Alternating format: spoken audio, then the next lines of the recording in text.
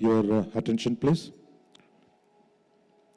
Shri H.D. Devegowda ji, the former Prime Minister of India, has reached the BGS auditorium. He is in the green room.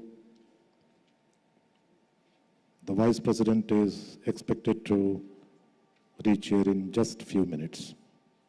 Thank you.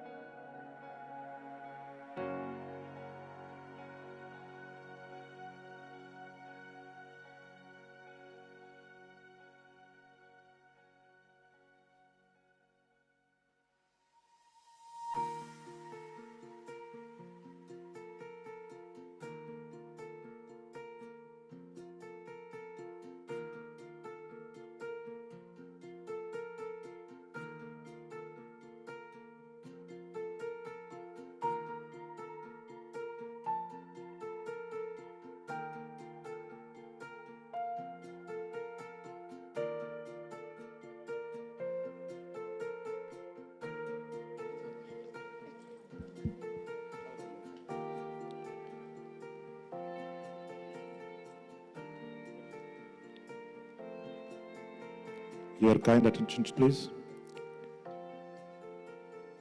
The Vice President has started and he will be reaching the BGS auditorium in 5 minutes after planting a tree in front of the Learning Resource Center for 2 minutes.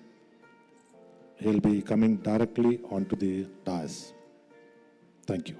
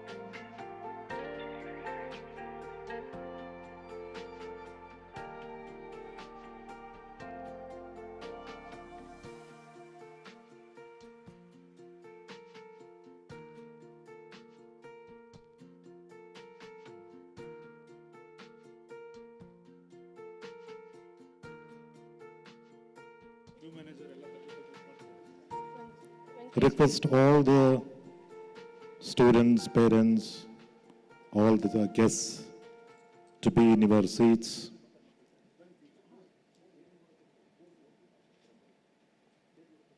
Please put your mobiles in switch off mode.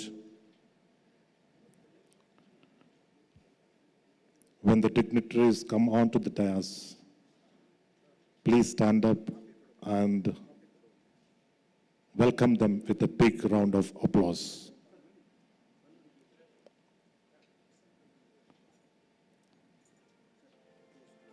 Keep standing in the beginning.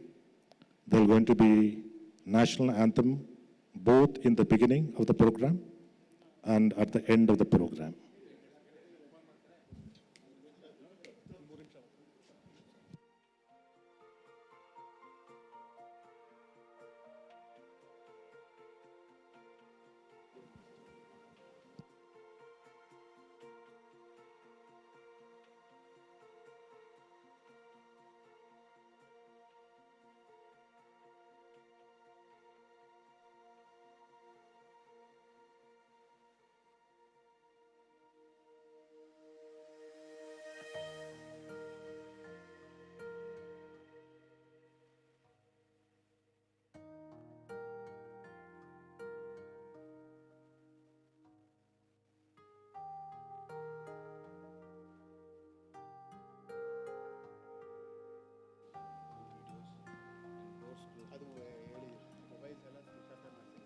Please close the doors, the security people.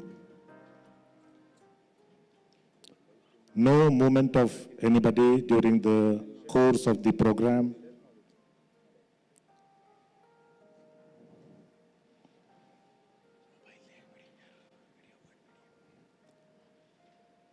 Please keep the mobiles in switch off mode. Taking of photographs, videos is strictly prohibited.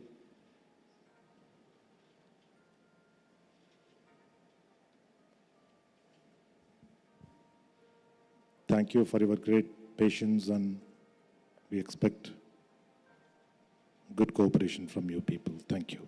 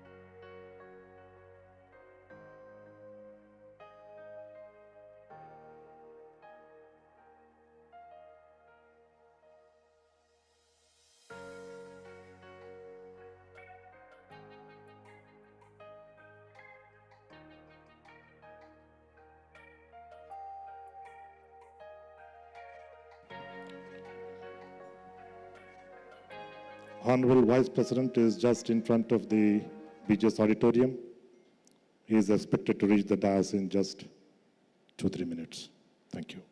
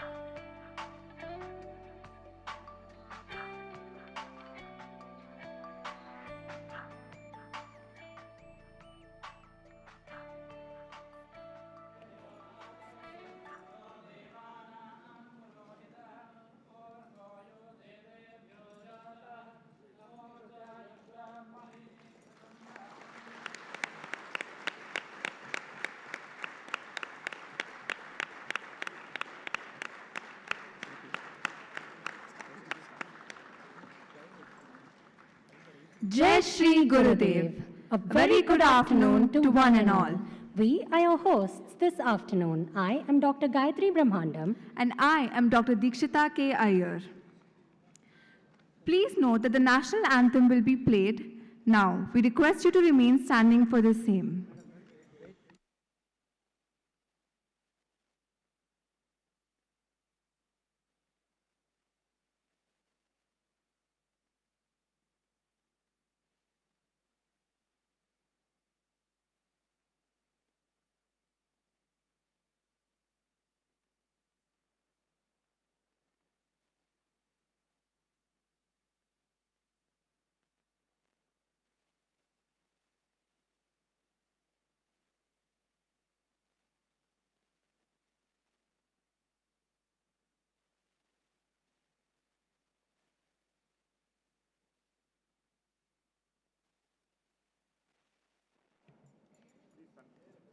We request the audience to remain standing while the national anthem will be played.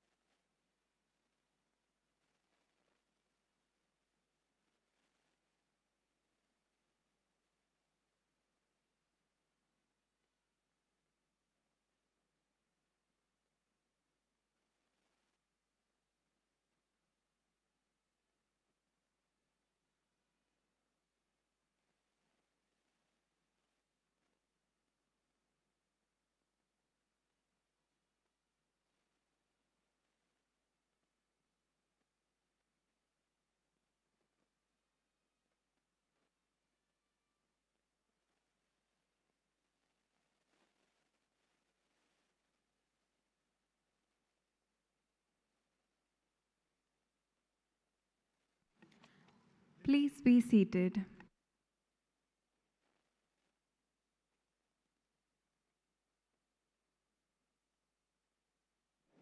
We thank the police band.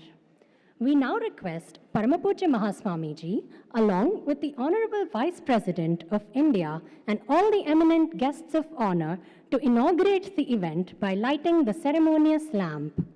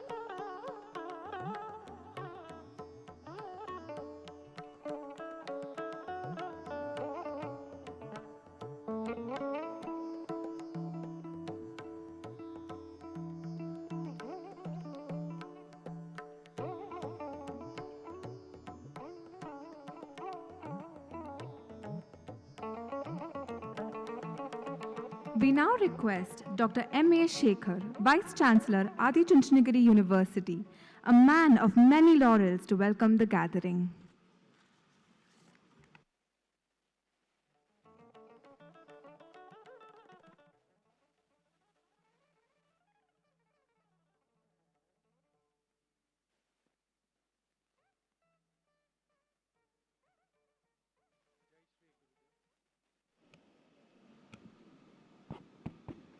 Jai Shri Gurudev.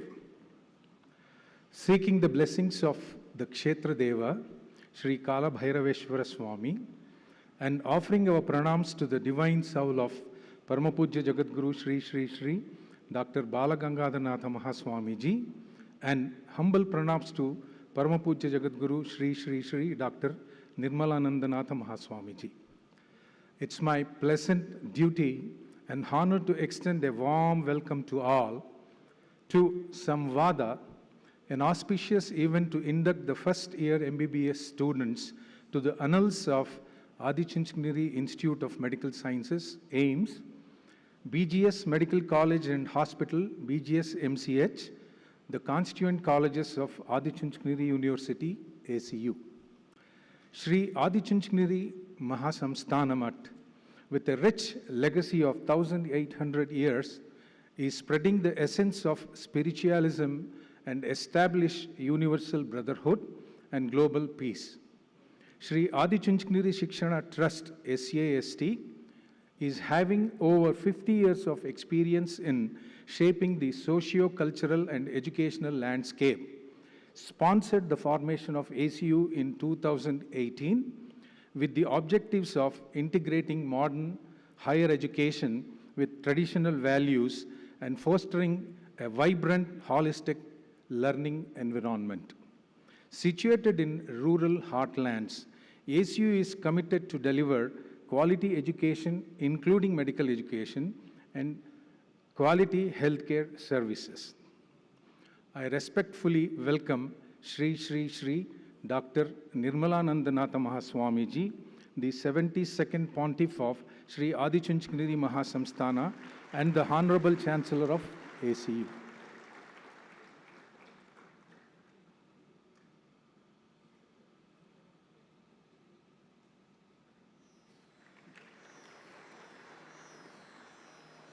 It's my privilege to introduce Shri Jagdeep Dhankar Ji, the 14th Vice President of India.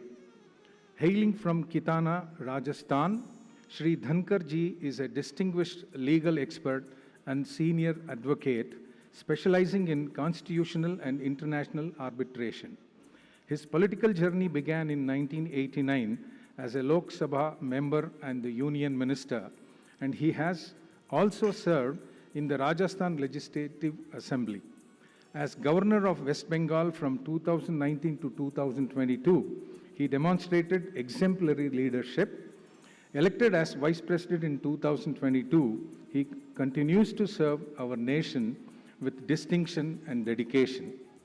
My heartfelt welcome to the Honorable Vice President, who graciously agreed to be the chief guest of Samvada and interact with students.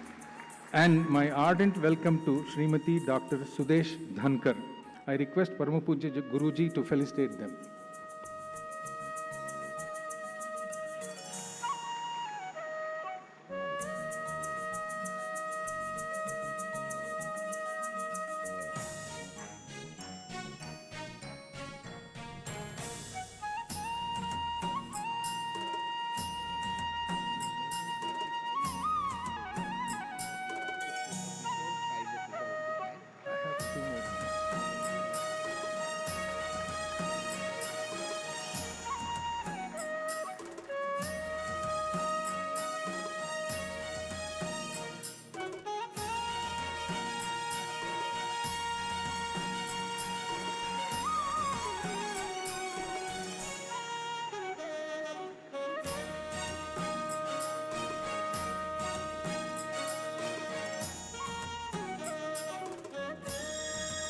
My respectful welcome to His Holiness Swami Paramatmananda Saraswati, Founder Chairman of Arsha Vidya Mandir, Rajkot.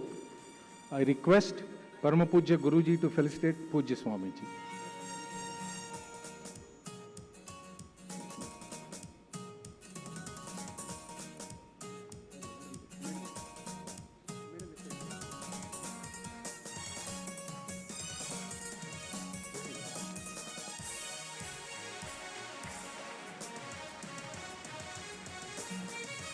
My ardent welcome to Srimati Dr. Sudesh Dhankar.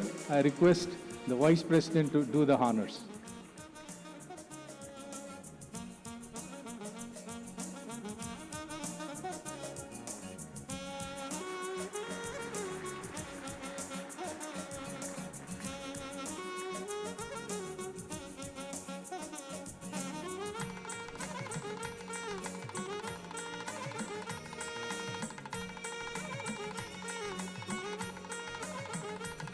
His Holiness Swami Paramatmananda Saraswati. My heartfelt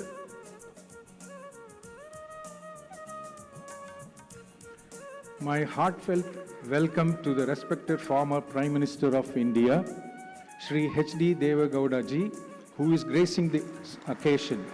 I request Parama Pujya Guruji to felicitate Shri Deve Gowda ji.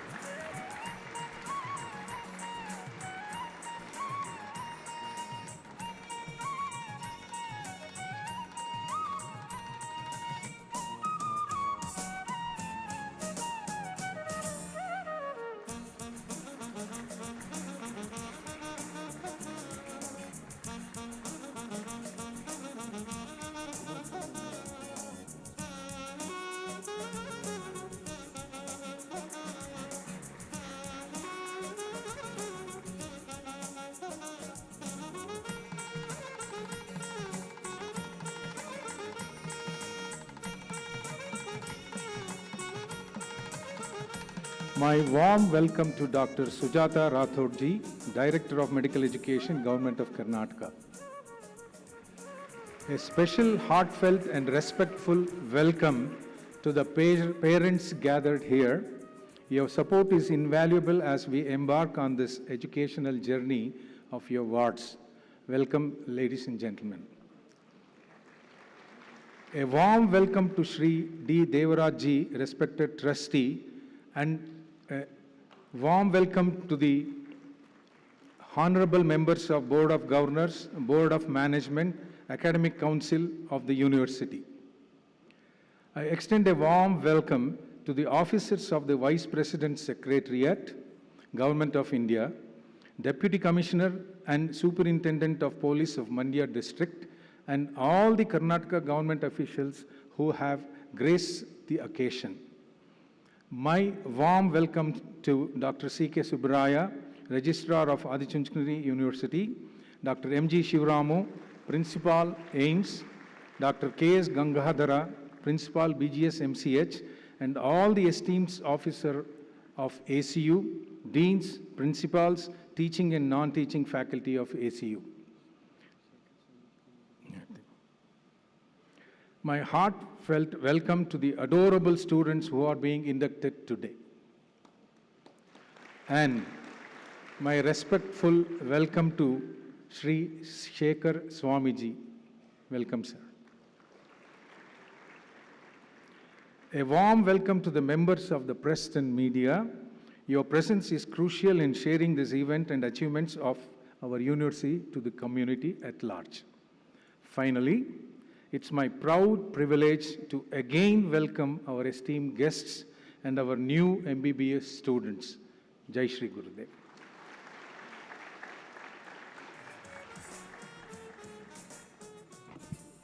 Thank you very much, sir. On behalf of all of us gathered here, a very warm welcome to you as well.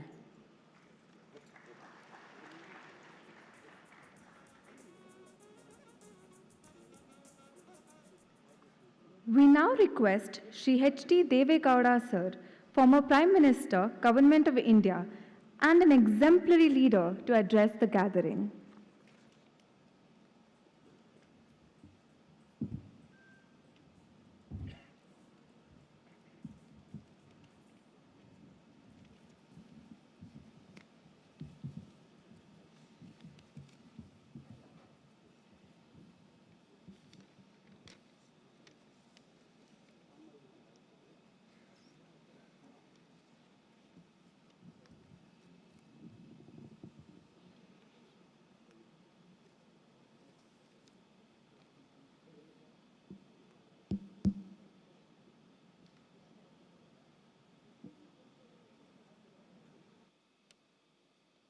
I request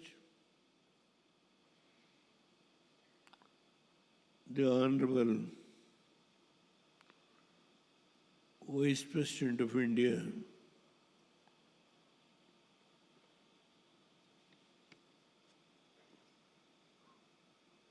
to permit me to sit and express my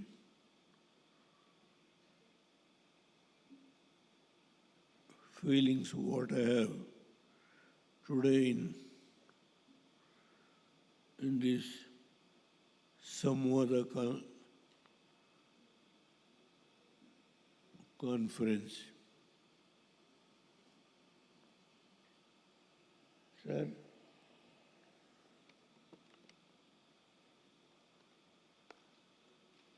this institution, what we are sitting,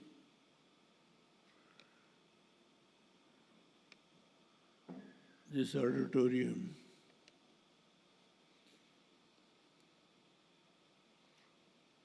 about 50 years back, it is a barren land.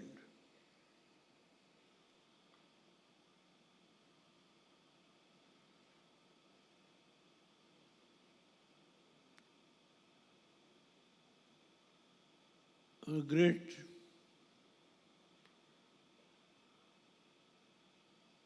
Swamiji, who is no more with us today,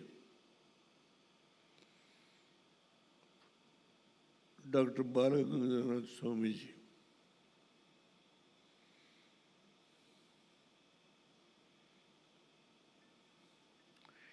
he thought he wanted to construct a medical college here.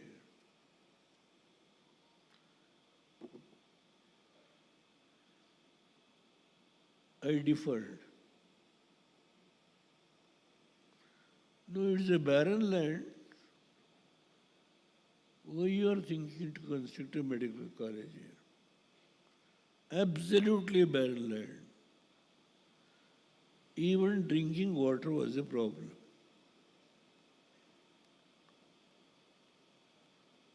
No, he said, I must.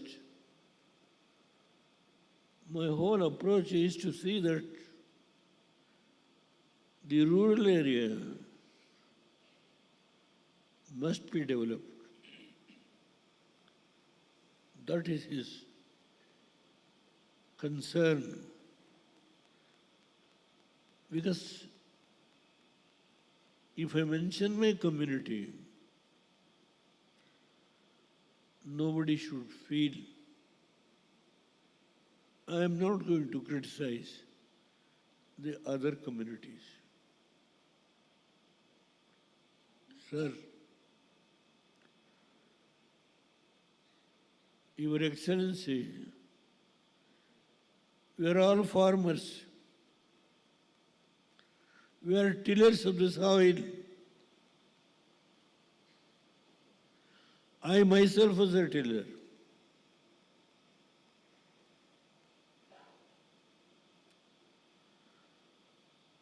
Though I became the Prime Minister of this country, my father was a small farmer. From that background I came.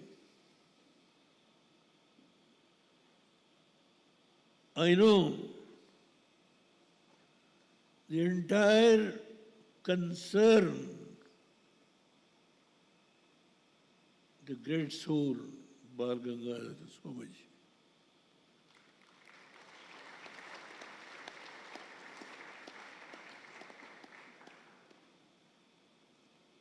He ought to have been given Padma Bhushan.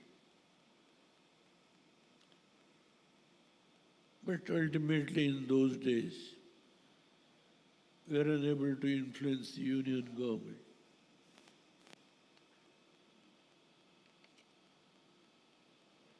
I'm sorry, Bharat Ratna. ought to have got the Bharat Ratna, but he has been given Padma Vibhushan. The service he has done not only to this community,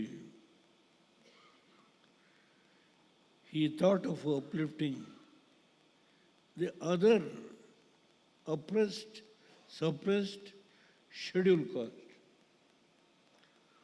All those communities he wanted to bring them up.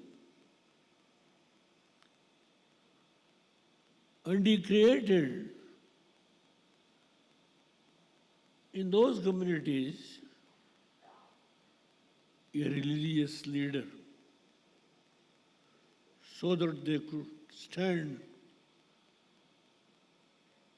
with other communities.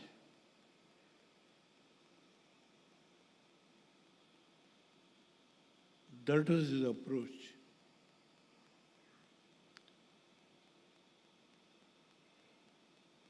This auditorium is one part of the entire campus.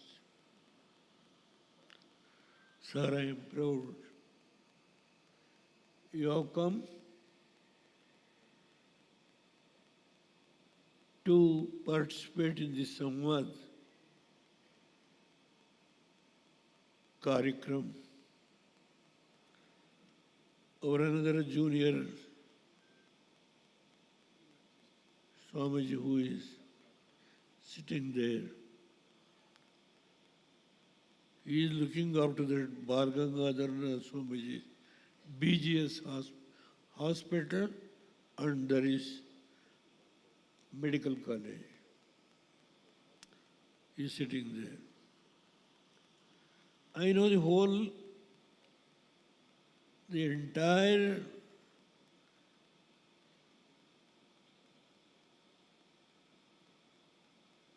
this, not only Karnataka, even outside Karnataka, outside India, thousands of people, students, who brought up from this institution. With the farsightedness of a great Swamiji. Today, serving in the world, in various countries, who have been brought up from this institution. Where I differed, which is a barren land, I differed for whatever the medical college which was given in those days. I may be a small man at that time. But what I would like to say, today a great person like the Vice President of India, our Jagdish Dinakar, and Madam, you are all foreigners. I have seen the place. Junjunur in Rajasthan.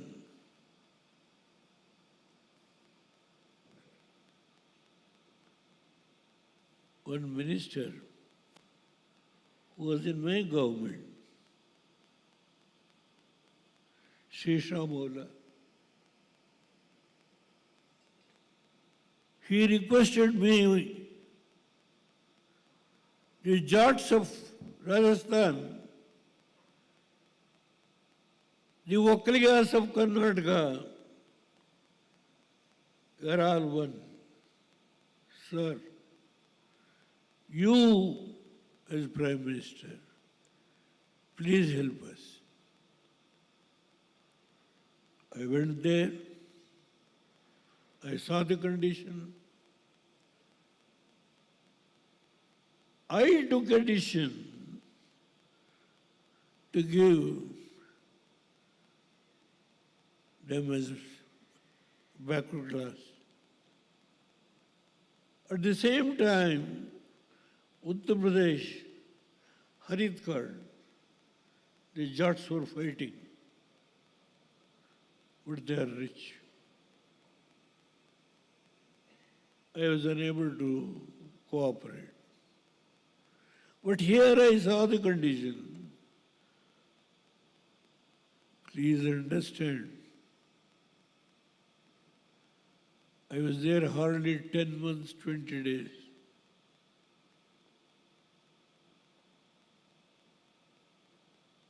Fortunately, Backward Class Commission chairman post was vacant. I appointed one Karnataka High Court retired judge as chairman of the Backward Class Commission, and with 3 members, the matter was solved. Sir,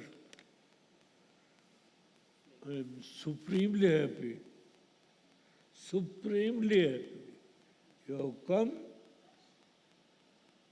It is an honor to all of us.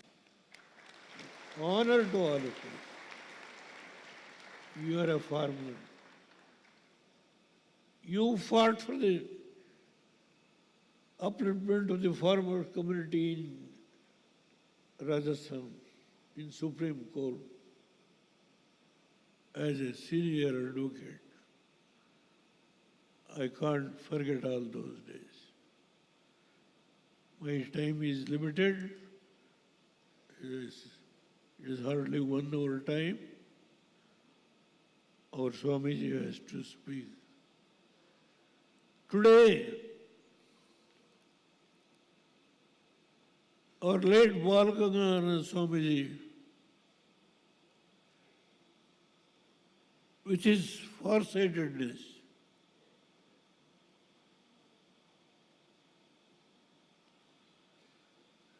he transferred the responsibility to Dr. Nirmalananda Swamiji, who is a great learned man. He has studied in England, and it is a proud privilege for all of us.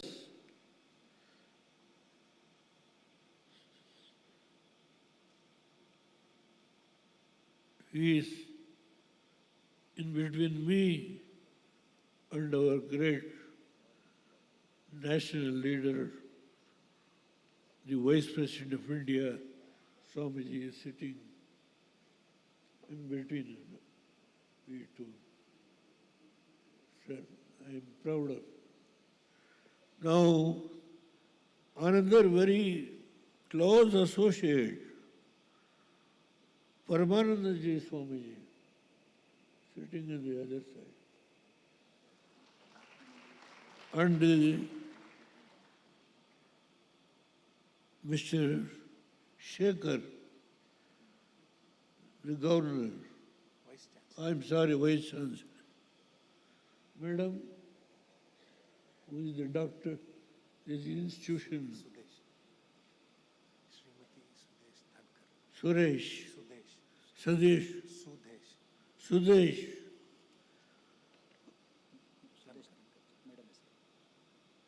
And all of you are here today. It is a great occasion. Samvada, the first year MBBS students, that is an important program. To know each other. I don't know, Samvada is a Sanskrit word. Know each other. The Samvada is one of the important programs which our Swamiji has thought over. I will conclude my humble speech. Once again, I pray all of you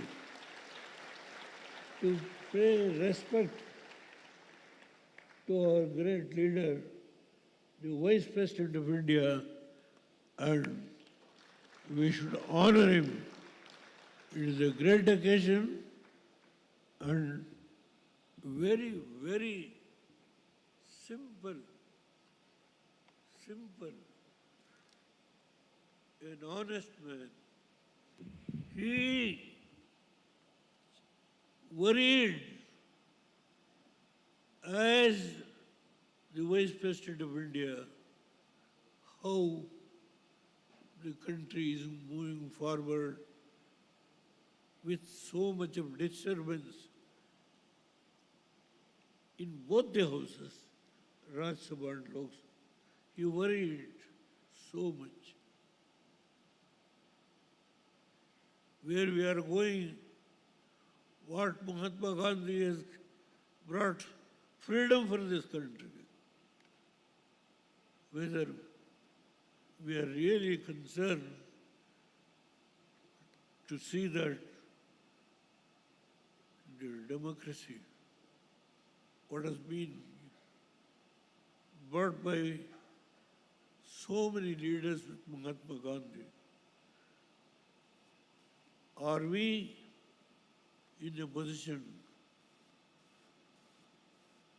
to maintain the decency, dignity, decorum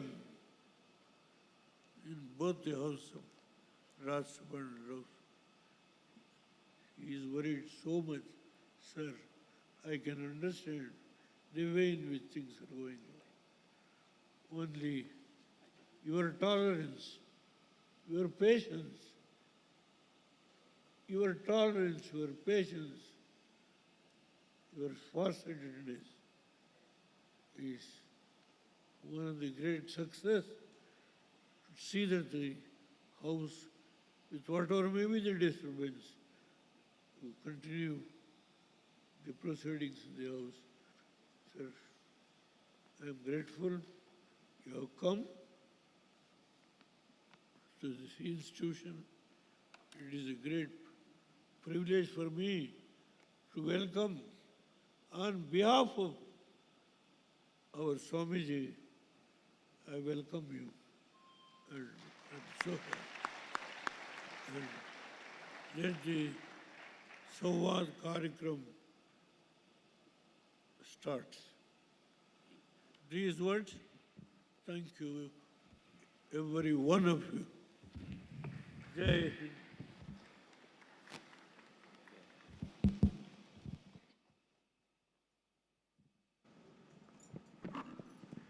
Thank you, sir, for your wise words. It is our pleasure to invite the Honorable Vice President of India to launch DigiMed, artificial intelligence-driven digital education using the remote provided.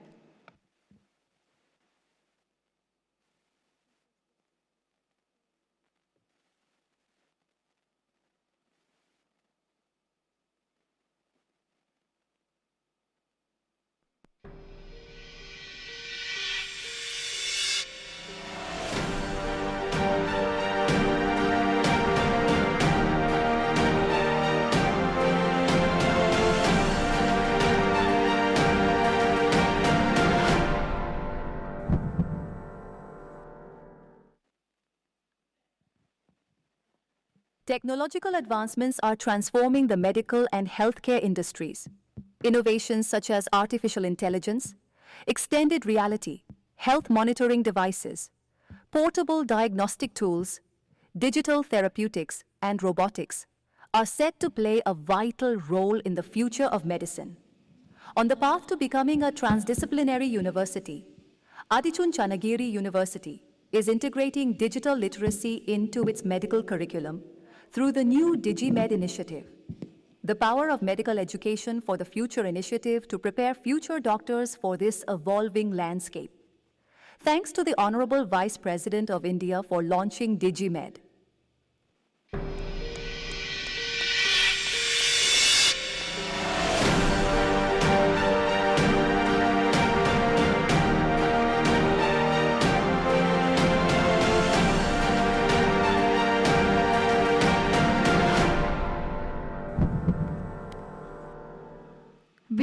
request Paramapuja Jagadguru to bestow his blessings upon us. Harihi Om Tat Sat. Brahmanandam Paramasukhavam Kevalam Jnanamurtim Dvandvatitam Gagana Sadrusham Tattvamasya Dilaksham Ekam Nityam Vimalam Achalam Sarvadhi Sakshibhutam Bhavatitam Triguna Rahitam Sadgurum Tam Namami Sri Vidyam Jagatam Dhatrim Sargasthitilayeshwarim Namami Lalita Nitya Maha Tripura Sundarim. On this great occasion of Samvada, induction and interaction of new students for this university, I salute to the divine soul of His Holiness Jagadguru Padma Bhushan Dr. Sri Bal Gangadhar Mahaswamiji. My special greetings to His Excellency Jagdeep Dhankarji, Uparashtrapati Vice President of our country, and Mrs. Suresh Dhankarji, our Honorable former Prime Minister H.D. Devegowda ji, Pujya Swami Paramatmanand who has come all the way from Gujarat, Ahmedabad, to give his benedictions upon you all after this program, and Vice Chancellor and all the dignitaries, media personnel, dear students and the parents who are present here. I am aware the positive of the time. Today we assembled here to listen more these great achievers and our Vice President of the country. Rightly it is named as a Samvada. It reminds me about 20 years ago exactly during my Puja Guruji's time, as the President of India, Dr. Abdul Kalam had come here. Sitting over here addressing more than 50,000 students, he used to interact. That was the time when he used to spread the message for the country, develop Vision 2020. As a result, he used to take few questions from the students to answer all those, to inspire the young. Understanding, human resource more than any other resource is most important and quite vital for the development of our country. After 20 years, we have been witnessing similar kind of thing over here through our Vice President G, wherein he is going to address the inner quest of our students. My Puja Guruji's vision, as a sannyasi, Atmano Mokshartam Jagaditaya Cha, as Swami Vivekananda used to tell. As a sannyasi or any other enlightened being in the society, midst of the society, it is not just to strive for one's own upliftment, rather to show the light being a beacon to the society. My Puja Guruji did the same thing, because of which, way back in the year 1974, not even a single institution was there under Adichunchanagiri Trust, though it has the history of 1,800 years. As the 71st Jagadguru, becoming a religious head, as our Honorable former Prime Minister has mentioned, he went on establishing the institution, particularly in rural area. Today we have been witnessing more than 516 education institutions through which 1,65,000 students are taking education. 90% of the students are from rural mass, contributing to the divine vision of our Dr. Abdul Kalam ji. Today we have a great soul through Vice President of our country. We can't forget the contribution which he has made into the field of the legal, and the way how he empowered. He strived quite hard to empower the women, particularly in Northeast. There is a saying, in a democratic system, laws are like a spider webs, wherein poor and feeble are going to be caught, and rich and affluent are going to destroy that. Contrary to that, as a great lawyer, later what he is now and what he was, minister, Supreme Court lawyer, he went on giving the voice to the voiceless people. Today, such great soul is in midst of us, who is going to talk to you all, who is going to address you all, understanding the queries. Today you are all inducted into the system, particularly medical education. Just now our Honorable Vice President has launched DigiMed. It is understandably known to everybody, Indian students are quite good in technology. We have been living in such a society, no matter which domain it is. If we are illiterate in the field of the technology, forever we are going to be considered as illiterate. Understanding the future of the medical science In our university, we have introduced this. From the first semester itself, we are going to teach the way how we have been teaching to the engineering students. Similarly, technicality and artificial intelligence, machine learning, cloud computing, all these things are going to be taught to our students. If they are taught, by the time they come out as a doctor, not just doctors they will be, rather they are going to be technocrat. Today we have been living in the robotic technology. So once you learn and come out as a doctor, you are going to become very learned in artificial intelligence field also. Today, when we have been living in such a society, we should not forget our culture. My Pujya Guruji's vision was to imbibe culture, spirituality along with the modern science, no matter which domain it is. For which you people are inducted into this institution, great institution, which is built by great soul Pujya Guru Sri Bal Gangadhar Swamiji. As our former Prime Minister H.D. Devegowda ji has mentioned, this is the institution which was blessed and was launched by Devegowda ji. Then he was a minister. He was very much particular such an institution should happen in line with my desire of my Pujya Guruji. So he worked quite hard. His contribution to the state of Karnataka is exemplary. He is known to each and every person. So some of the things are going to be mentioned by our Vice President also. Over here, understanding the paucity of the time, allowing the floor for the speech and the divine words of our Vice President, I conclude my words. Jai Shri Gurudev.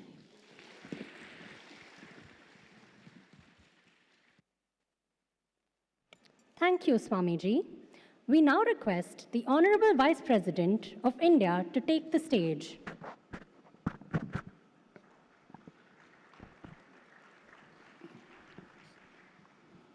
Friends, on account of weather conditions, there is constraint of time. My greetings to all of you. Ever since I stepped on the premises, I have been overwhelmed. Students, thousands in number, greeted me and my wife, a heavenly feeling that will impact us all our lives. Feeling blessed to have started my visit with darshan of Sri Kal Bhaireshwarji, a great feeling, a religious entity in existence for over 1,000 years. For me and my wife, Dr. Sudesh Dhankad, it is a moment of bliss, and bliss for a very different reason. Blessings of Sri Sri Nirmalanand Nath Mahaswamiji are divine interventions. We are filled with joy of sublimity, spirituality, and religiosity. I am charged to be in service of Bharat, energized as never before. Indeed, privileged, honored, humbled, and overwhelmed by the august presence of Sri S.D. Devegowda ji, a former Prime Minister who will ever be remembered as former Prime Minister.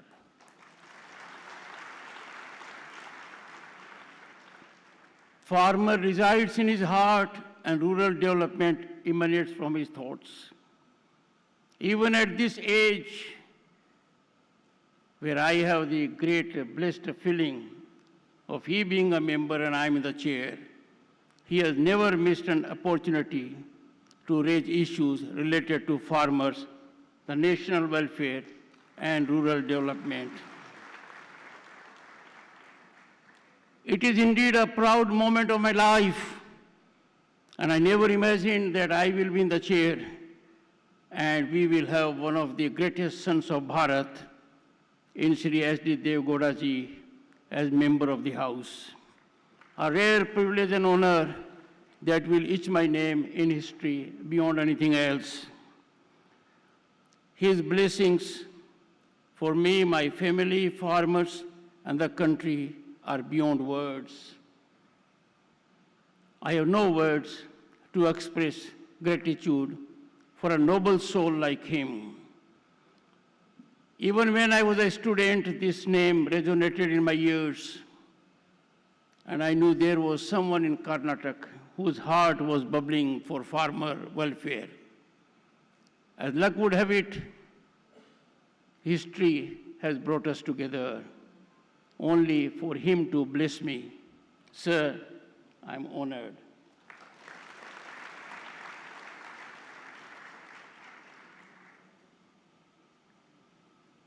His Holiness Jagadguru Swami Paramanandaji Saraswati Ji.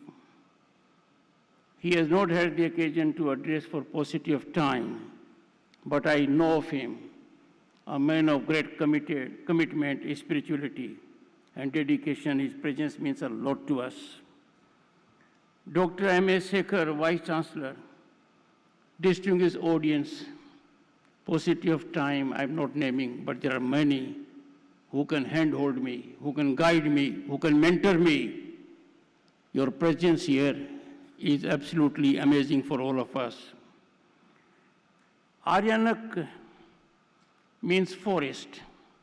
It is the third section of Vedas, but here the difference is different. And the difference is, it means the body of work where some of the finest philosophical discussions have happened in the lap of Mother Nature. This place is illustrative of this. Swamiji, it was indeed far-sighted visionary step to have an institution nestled in the verdant landscapes of foothills, an ideal Aranaic for modern-day learners, philosophers, and seekers, a perfect setting for optimal exploitation of human resource, talent, energy, and for chosen pursuits. And when I think of such institutions that impart modern education yet hold cultural values at the center of it is Swamiji, someone like you and the gentleman, the great seer who started it 50 years ago in mind. Instantly, these great men of history and civilization are on the radar. The institution is seamless convergence of our cultural essence and modernity.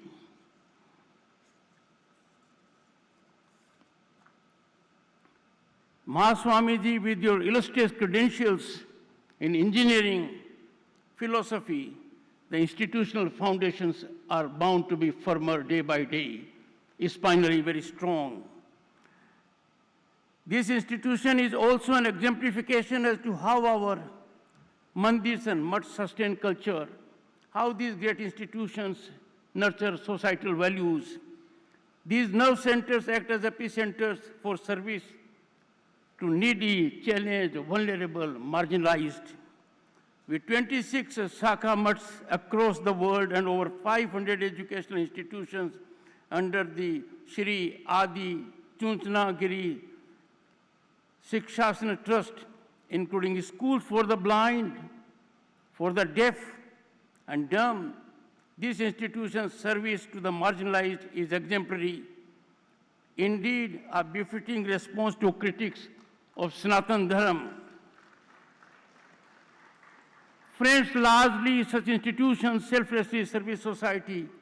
We need to be on guard as some seek to engage in activities that are far distanced from service to society and far distanced from wholesomeness. Indisputably, charity, assistance, or such handholding needs to be with no strings attached. As a matter of fact, our civilizational ethos tells us never speak of charity. Charity is never to be claimed. You do it and you forget about it. But alarmingly and worrisomely, some institutions have engaged in a structured manner to influence faith of the beneficiary. And faith is very dear to us. When you influence the faith of the needy, the marginalized, the vulnerable, things become really very critical. For a democratic nation, such a nefarious tendency is pregnant with serious consequences. Such not so well-being and not so well-intentioned designs aim to run down spirit and essence of nationalism, our constitutionalism, and effect variation in the political landscape of the nation. In the process, freedom of faith gets impacted. It gets into captivity because of that allurement. We have to be very cautious about it. We need to be on guard as never before. The challenge is getting incremental. In the societal sector, footprint of religious institutions in times of natural calamities and other similar challenges complements governmental efforts. I need not make any other reference. It was demonstrated in full exemplification during COVID, when both the government and such organizations acted hand in hand for the betterment of the people. Now to my young friends. You are fortunate to be living in times when Bharat is a land of hope and possibility, a situation that did not exist a decade ago. It is a land of investment and opportunity being accommodated by International Monetary Fund and the World Bank. You are the most vital stakeholders. You are the rock on which future prosperity of Bharat will stand out. Our youth demographic dividend is envy of the world, and it is you who will take Bharat to be a Viksit Bharat at 2047. Friends, my young friends, boys and girls, Bharat is no longer a nation with a promise. It is on the rise is unstoppable. Our economy is in upsurge mood, one of the highest GDP growth we have. The world envies it. We are being accommodated from all quarters. The last decade has been transformative for lives of millions in the last row. The people in the last row who had lost hope, there has been revolutionary transformation for the betterment in their lives. And let me, my young friends, make you aware of the development. In this country, we have 4 new airports and 1 metro every year. And we have, you will be surprised, on a daily basis, 14 kilometers of highways and 6 kilometers of railways. These developments, these statistics indicate how fast we are going. My young friends, you now enjoy level playing field. Patronage has yielded to meritocracy, something which goes to your great advantage. Patronage was hitting you very hard. Transparent and accountable governance are new norms. Corruption is no longer password to a job or a contract. Nothing was moved. There was a time without corruption. A wholesome ecosystem obtains for young friends that you can unleash your energy to achieve your dreams and aspirations. One thing I need to tell you is your opportunity basket is increasing day by day. I expect you to get out of the silos. Some of you think the only way out is a government service. No.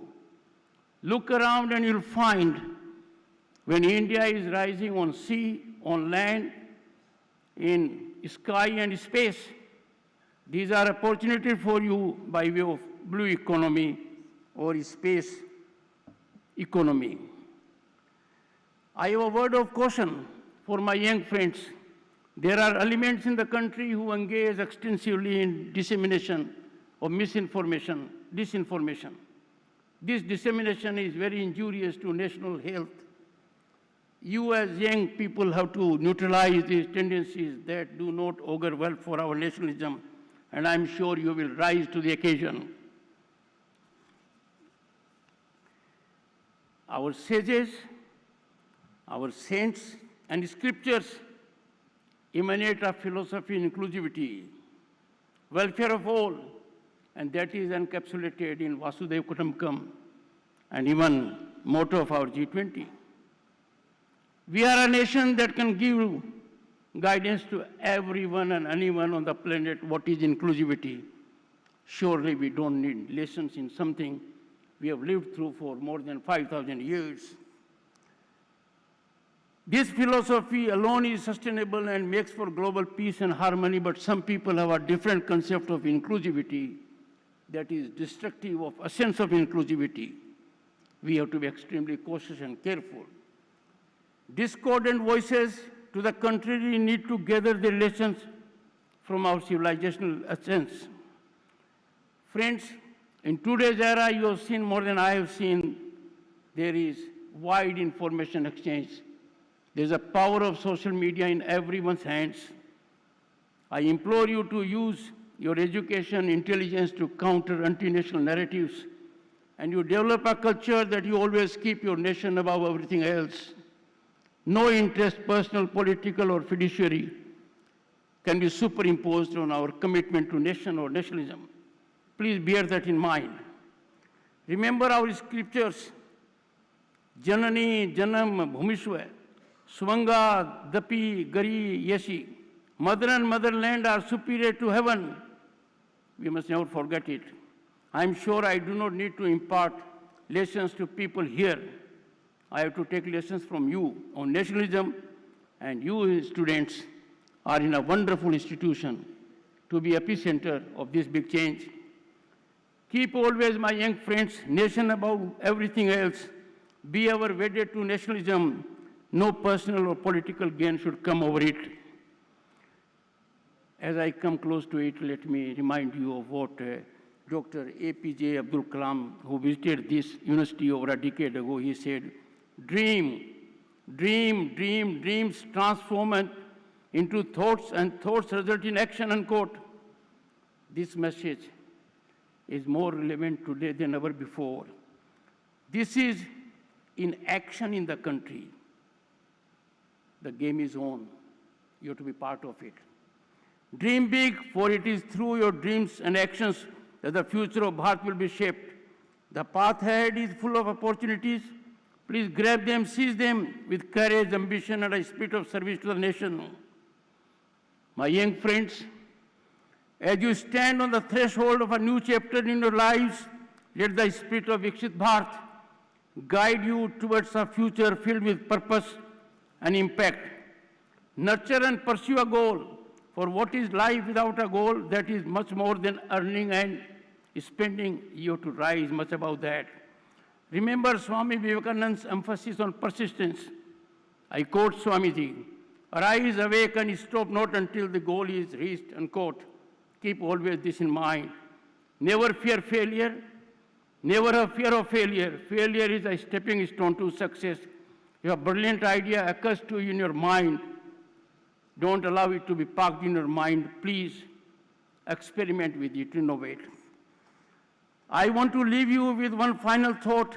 Viksit Bharat or a developed India is not merely a dream or a slogan. It is something, a destination, and we are on way to it.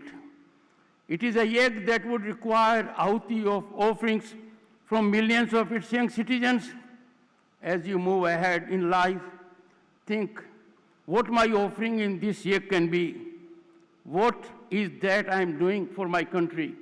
If you keep this in mind, if this is your North Star, the nation is going to occupy a position which it had centuries ago, number one in the world. Let that thought and blessings of Mahaswamiji guide you, wishing you the very best for your future endeavors. Jai Shri Gurudev. Jai Shri Gurudev. Finally, I request Mahaswamiji to accord me permission to invite students of this great institution to visit as my guest Indian Parliament in batches, and I'll have the great occasion to interact with you. I am blessed as never before by the energy I have got here to motivate me, inspire me to be in the service of Bharat, home to 1/6 of humanity. Thank you.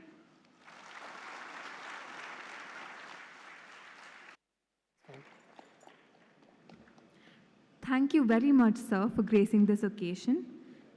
We now request the audience to rise for the national anthem.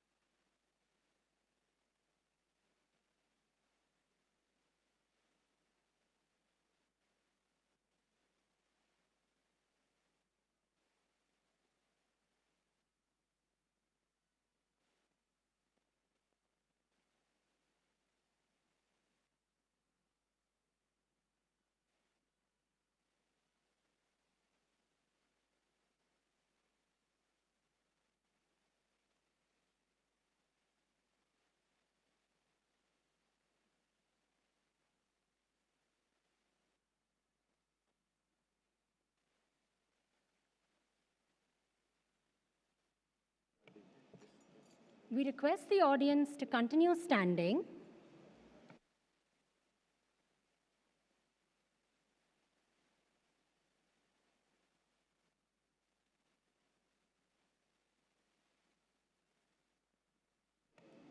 Kindly remain in the auditorium until further instructions and remain standing until the dignitaries leave the auditorium.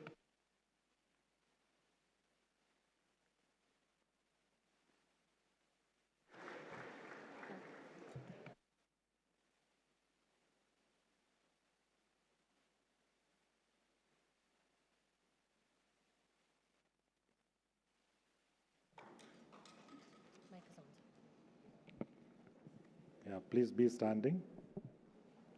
I request all the first year MBBS students along with their parents to remain in the auditorium for just few more minutes. Let the dignitaries leave the hall.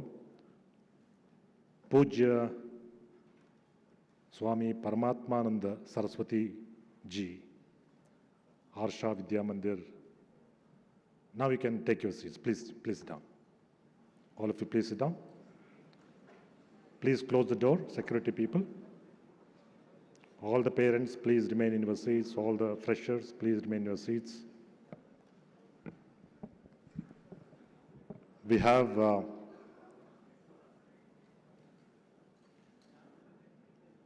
over to Pujya Saraswati Ji. You can announce that I'm going to conduct question answer.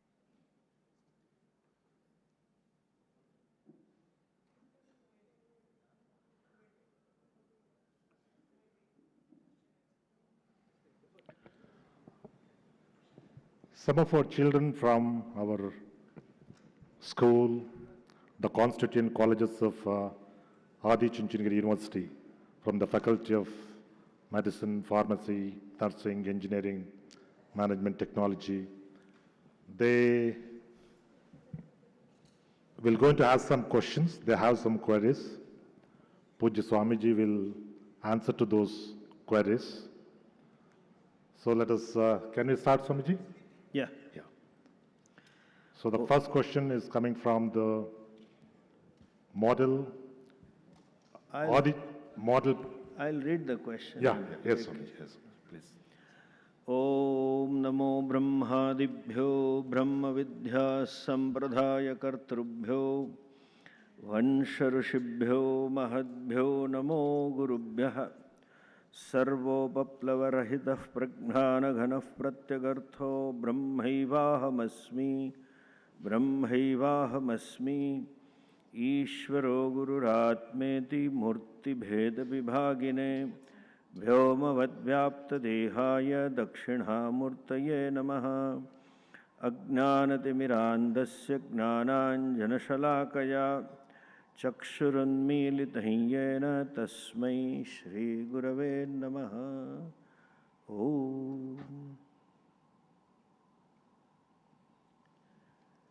Blessed trustees, members of the teaching staff and dear students. It seems that the Vice President has some constraint. Dhankardji had to leave. And then we have received some questions and Pujya Swamiji, and they said, I conduct question answers on his behalf. Some of the questions are directly addressed to him, but whatever I can connect, I'll answer. The first question comes from Navya Shri, 3rd SEM, MSc Biochem. From the point of view from your point of view, what would be the most dynamic driving force towards our country's development? Second question is also similar, so I'll club them together and answer. Another one is Vidya Shri, first PU student. Sir, we keep hearing that India will become developed country. When we will be one such developed country? Can you emphasize on the roles that has to be played by the youth of our country?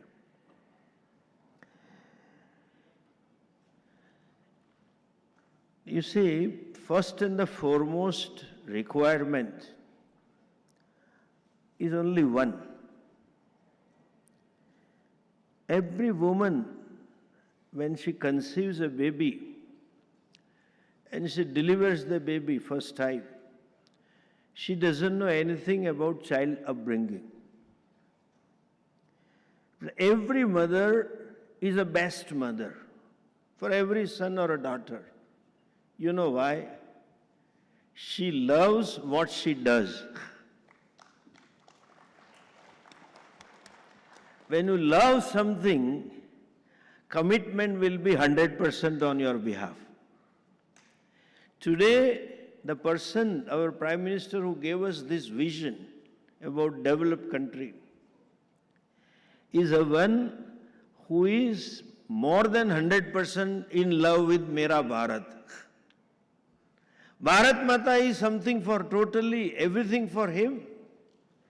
So, when you the dynamic driving force towards our country's development is only one. What Sri Dhankarji also said, that you are the future. First, you fall in love with our country. As you love your parents, and he quoted a verse from Ramayana. In the first half, he didn't quote it. When he sees Lanka, the background, the context is, when Rama left Sri Lanka, it was all gold. And very panoramic scene, Vibhishana and Lakshmana showed him. There he says, Rama says, Name Suvarnamayi Lanka Rochate. Even though it is all gold, I don't like it.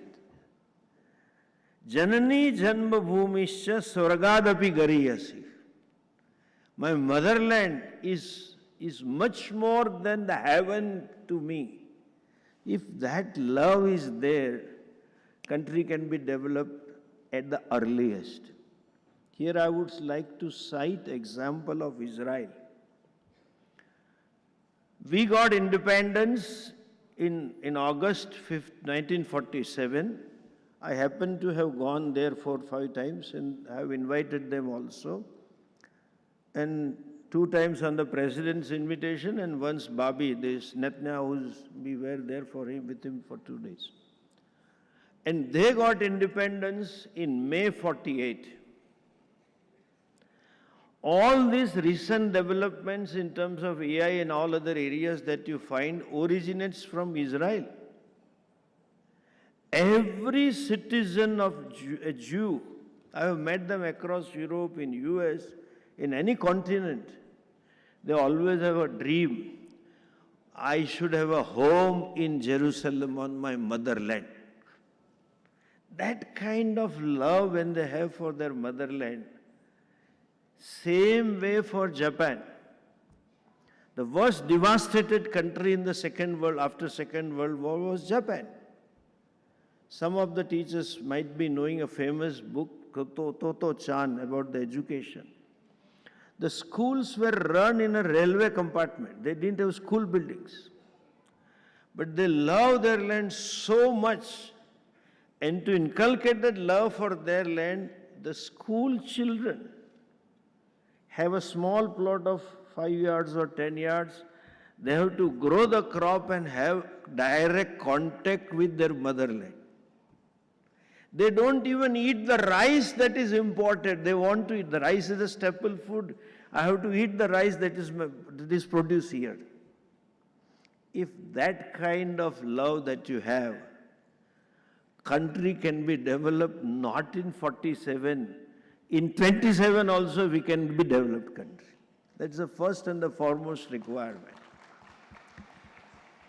Second thing, what Pujya Swamiji mentioned, the era that is coming is of specialization, is of knowledge.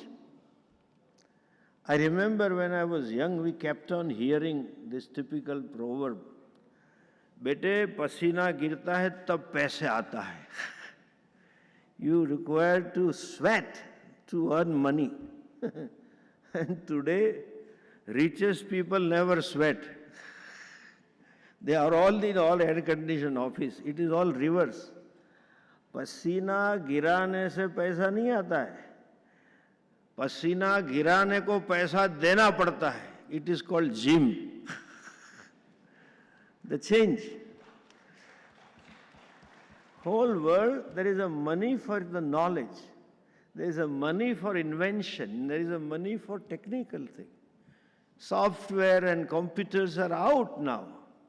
It is artificial intelligence and data analytics and strategy and planning makes the company big. So, the youth, first you fall in love with the country, and secondly, be thorough in your subject matter. Have more education in your field, specific specializations. That is what we expect from youth. And one more thing that Dhankardji cautioned about what youth should be.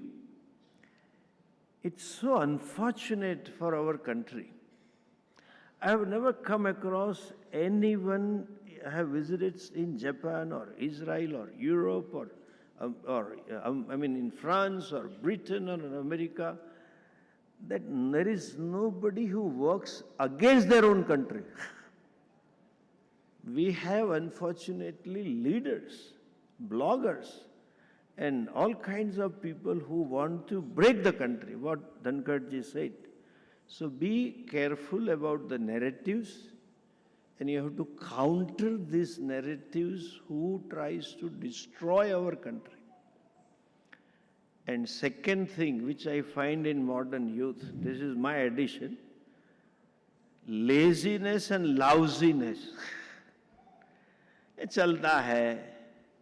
There is no value for work culture. Your work should be your signature. It should speak that this is this person's job. As a medical student, the very operation or diagnosis should speak this must have been done by this person. More you are perfect in your performance, more thorough you are in your performance, then more you can grow and the country can grow. And this is lousiness. Unfortunately, lousiness is construed as simplicity in this country. Never. My work should be thorough.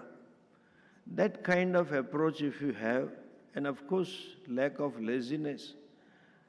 You know, this Prime Minister at the age of 72 is working 16 to 18 hours a day. There is one more question also related to that, which I would like to share. I must have met him quite a number of times. I have never seen him yawning. Never yawns. And I have asked nth number of people. Sometimes they hold meeting at midnight, 11 o'clock, 12 o'clock. If you study the tour program, especially going abroad, one after another, daily 30, 40 meetings, even at that time he never yawns. That kind of alertness takes the country forward. Third and the fourth question is, Polytechnic student has asked, Muddu Raj has asked, third SEM computer science, how does government plan to increase access to education for rural children and disadvantaged area of the country? What are the specific measures that are undertaken by the government? Similar question is there from a medical student, Mayur Darshan, second year MBBS. It's often a case that a poor family can't afford enough nutrition food for their children. They may lack decent healthcare facilities to keep them safe and avoid malnutrition. How are we facing such scenario as a country?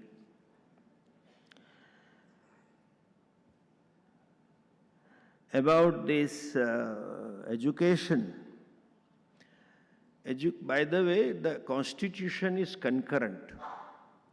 So school education is primarily state subject.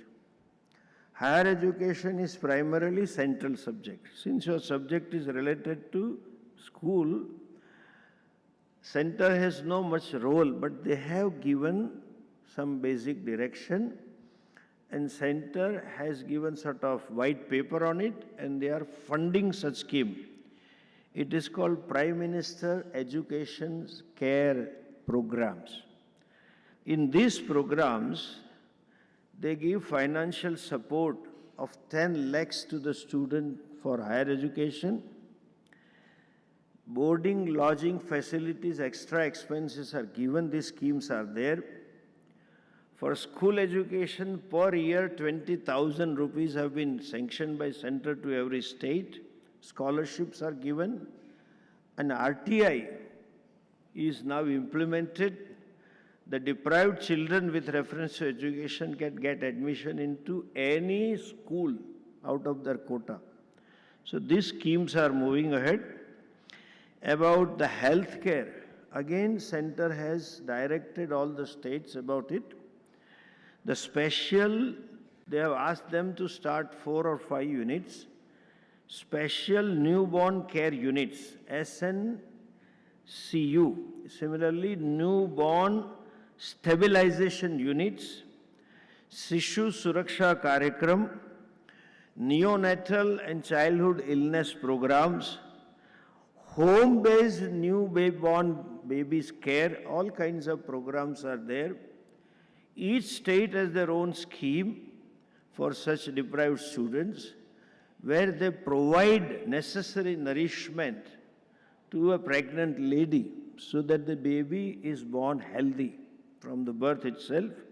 And later on, such, it is called a Janani Suraksha, Janani and Sishu Suraksha Yojana, that they have asked every state government to start, and each state has their own schemes in this area.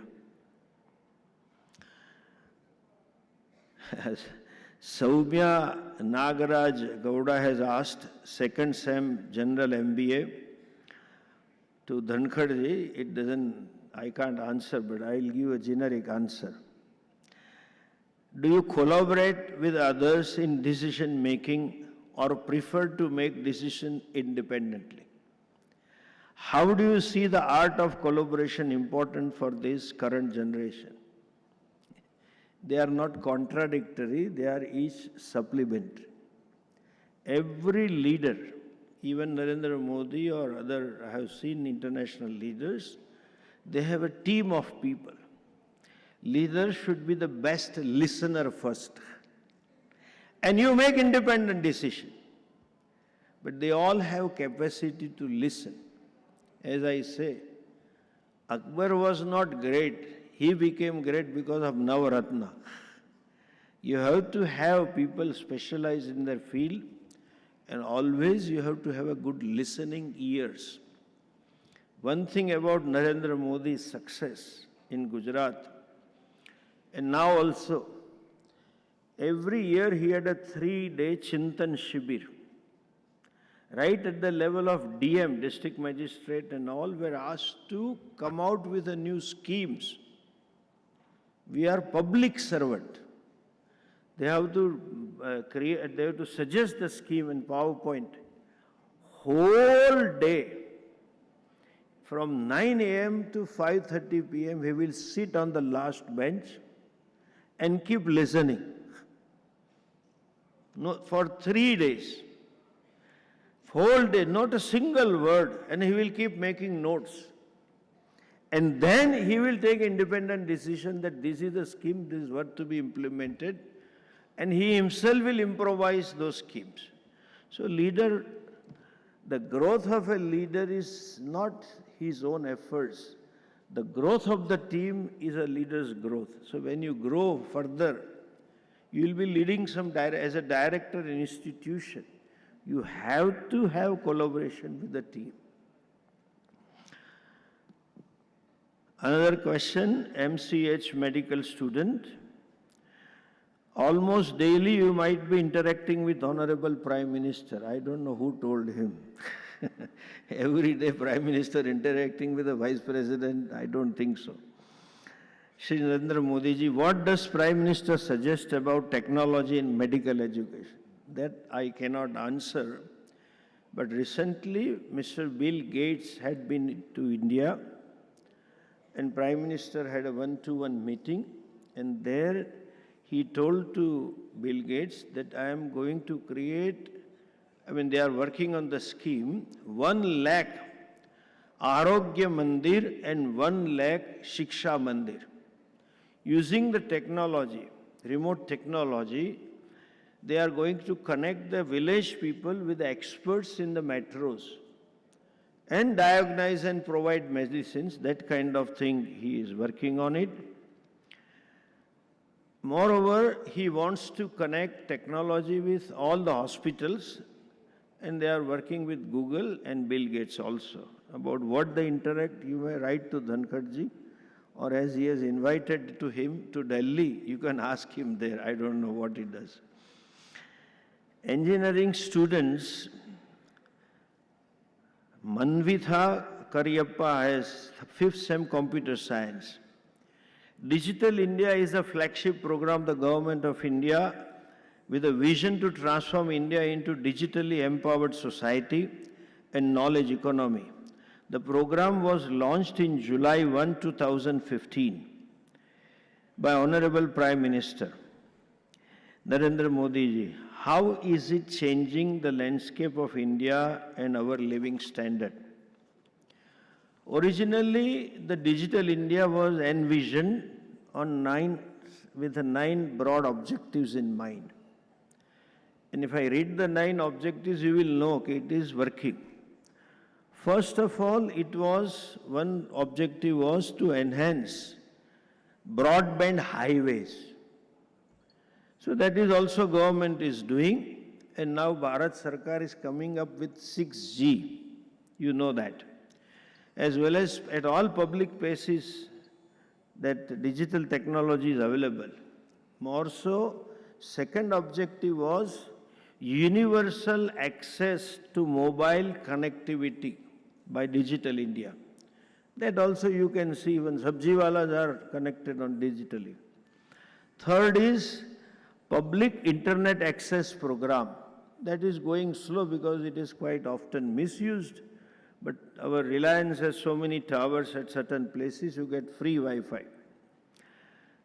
Second and fourth objective was e-governance, and that has been fairly well implemented.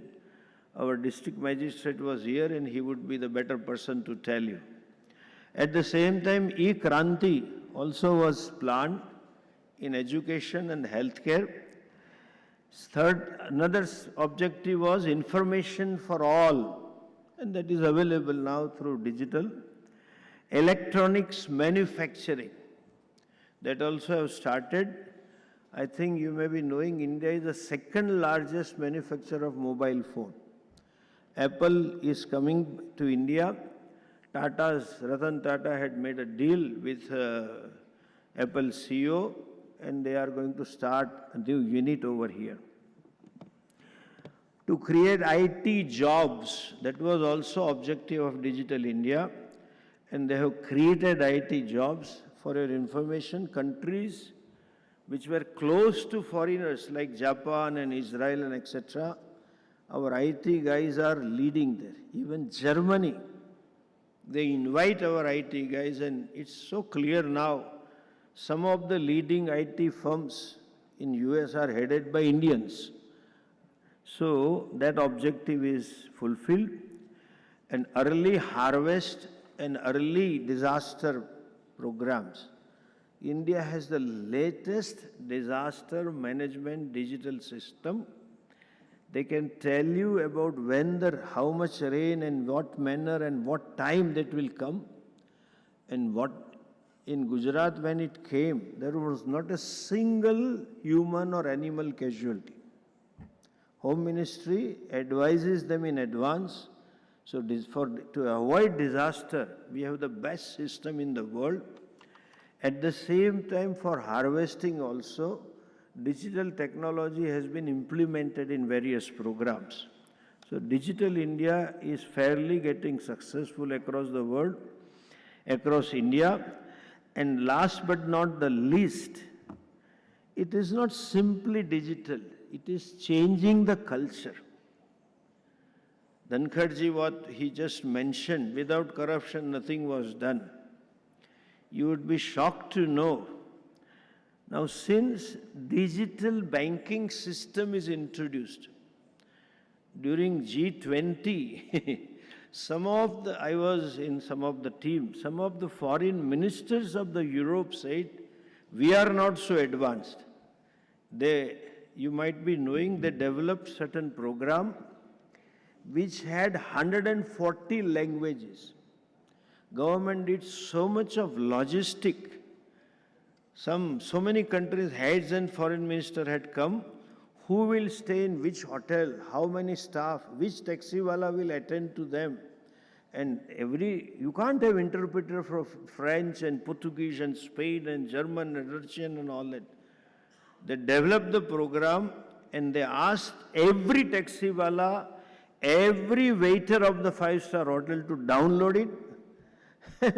Our Delhi taxiwala will say, "Kahan le jao?"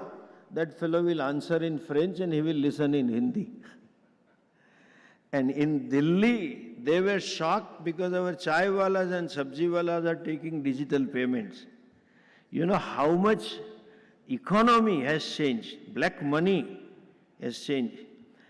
18,737 crores of rupees were spent digitally.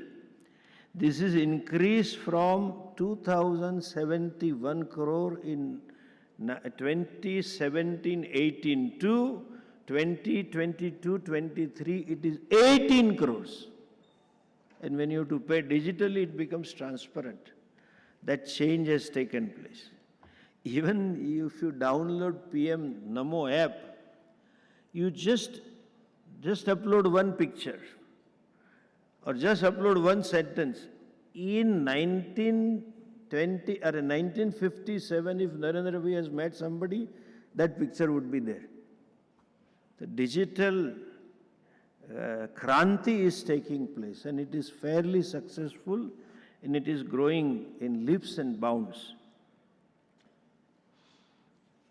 The last question is about the teachers. He says, Shreya Chetan, 9th grade student, has asked, teachers play essential role in the society and in their work, and their work should be greatly valued and appreciated. The importance of teacher in society cannot be overstated. Teachers have the unique ability to shape the minds of the next generation, providing them with the tools they need to succeed in life. How are you ensuring that these best talent of our country become teachers for the future country? It is an important question. Just as a change that has evolved. Way back in 1991, Bill Gates' slogan for the decade was paperless office.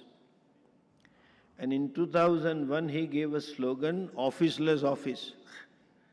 And Corona has taught us collegeless college.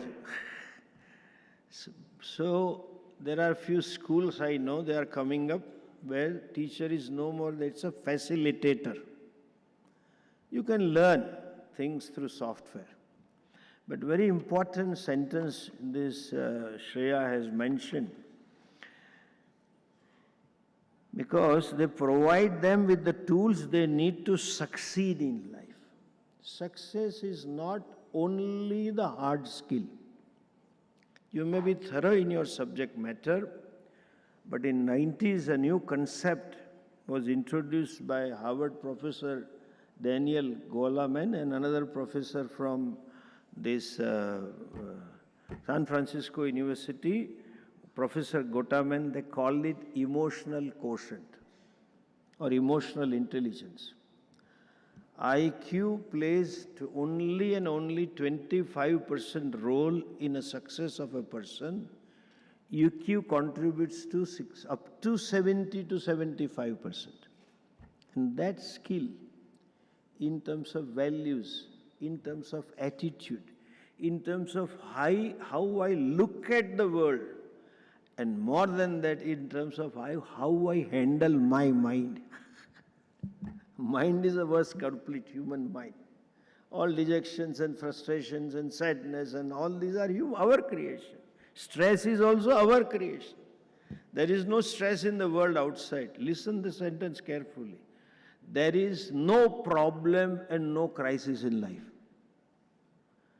There is a difficult situation, that's a better word to say. You call it a problem. And there is more difficult situation, you call it a crisis. As a doctor, you will see that. When there is a critical, ill patient, for the family it is crisis. For you it is a situation to be dealt with. You will just objectively advise. All these skills teacher teach. This is called soft skills. And in our Indian languages, if I say, character building program. In this new education policy, government has introduced a window whereby you can educate the students about our culture, cultural values and our history. Human heart is always a hero worshipper. So when there is an ideal, it's easy to follow.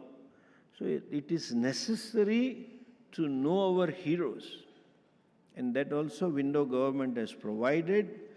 And then it will provide us with a good teachers. That is a new education policy. Should you have time, you please go through it. It is available on net. It has a lot of things to add about it.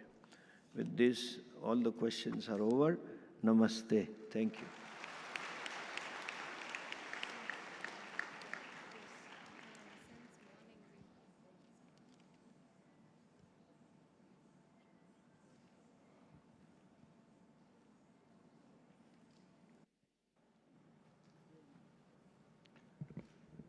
Thank you, Swamiji, for a very informative, explanatory, and a very befitting reply to all the questions which are raised by our students from different faculties. Thank you very much for instantaneously answering the questions. Now we have Dr. Sujata Rathod, Director of Medical Education, Government of Karnataka, with us. Madam, I request you to speak a few words. Before that, I request you to seek the blessings of Param Pujya Mahaswamiji.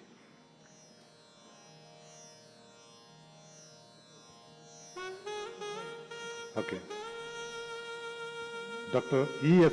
Chakrabarti, advisor to Adichunchanagiri University. He'll be speaking to you for a while. Thank you, sir.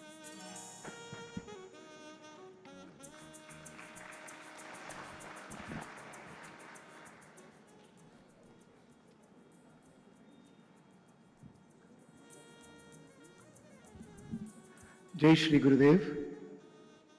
My sincere pranams to Puja Guruji and our Honorable Chancellor, our mentor, our coach, and most importantly, our technocrat. Just like to give a couple of lines, the story of Dizimed, how it happened. Today, His Excellency, Honorable Vice President, has launched it in the presence of the best citizens of Nama country, our parents and the future students, the Dizimed. For me, it's an inspiration to work on this initiative. Last 6 months, we have been thinking about it, and we crafted something very good for medical students. 3 inspirations. Number 1, some kids are sitting there. Can you please stand up? Our children from BGS Model Public School. Some of you are sitting in the auditorium. They belong to 9th standard of our BGS Model Public School, and they learn AI, ML, robotics, and Python programming as part of their 9th class. Boys and girls, give them a big round of appreciation. So Guruji said, if these students are learning AI, ML and robotics and Python programming in 9th standard, By the time they come to medical education and engineering education, what would be their future competencies? It inspired us when he asked that question. It's a great story of my transformation thinking that happened to me in my life. The second inspiration, last convocation ceremony of our medical students, Guruji said, the future doctors are not going to compete with their colleagues, and the future medical practitioners are not going to compete with their seniors.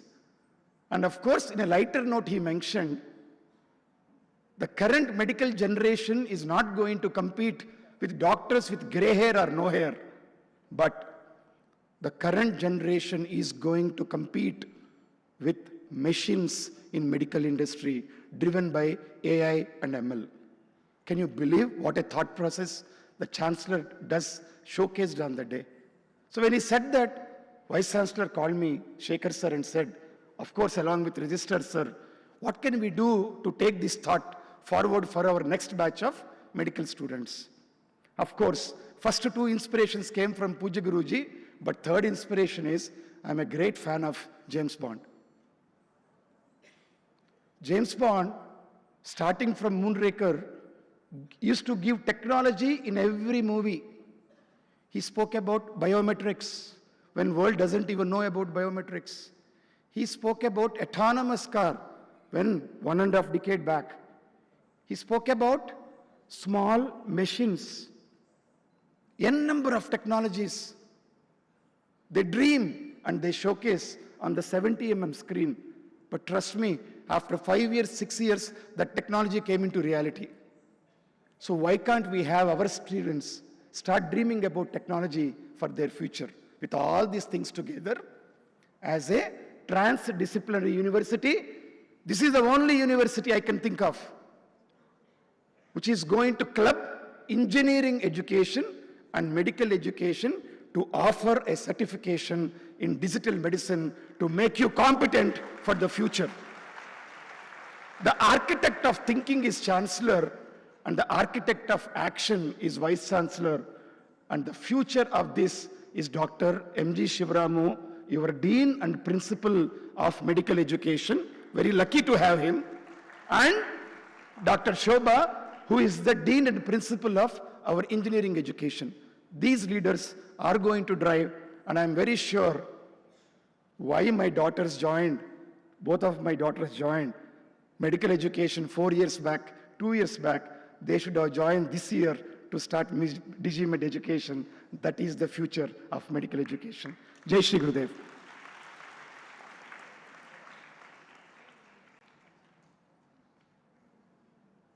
I request Dr. Sujata Rathod, Director of Medical Education, to say a few words. And followed by, she will be administering Hippocratic oath to all the first year MBBS entrants. Jai Gurudev. My pranams to Swamiji, to Mahaswamiji. Greetings to the Vice Chancellor, Dr. Shekhar, Principal, and my PUC classmate, Dr. Shivaramu. To all the dignitaries out here, faculty, students, and yes, the young first years who are lucky to have joined this great institute of spirituality. Well, I'll start off with the Hippocratic oath, and then I'll add on a few words. All of you know the father of medicine is Hippocrates, and we all take a Hippocratic oath. So all of you can stand up. Put your right hand in the front and repeat after me. I solemnly pledge myself to consecrate my life to the service of humanity. I will give to my teachers the respect and gratitude which is their due. I will practice my profession with conscience and dignity. The health of my patient will be my first consideration. I will respect the secrets which are confined in me even after the patient has died. I will maintain by all the means in my power the honor and noble traditions of the medical profession. My colleagues will be my brothers. I will not permit consideration of religion, nationality, race, party politics, or social standing to intervene between my duty and my patient. I will maintain the utmost respect for human life from the beginning and even under threat. I will not use my medical knowledge contrary to the laws of humanity. I make these promises solemnly, freely, and upon my honor. Thank you. Kindly sit down. Well, so having taken the Hippocratic oath, you know you have taken up the great responsibility of becoming a doctor and to make a difference to the society by becoming a beacon of hope for good health. So, as you enter into this particular medical college, I would urge that as we know, there are few people we have to consider always to give us blessings, and that will start from the God divinity himself. Next is your parents. So remember to always be grateful to God, grateful to your parents for having brought you here.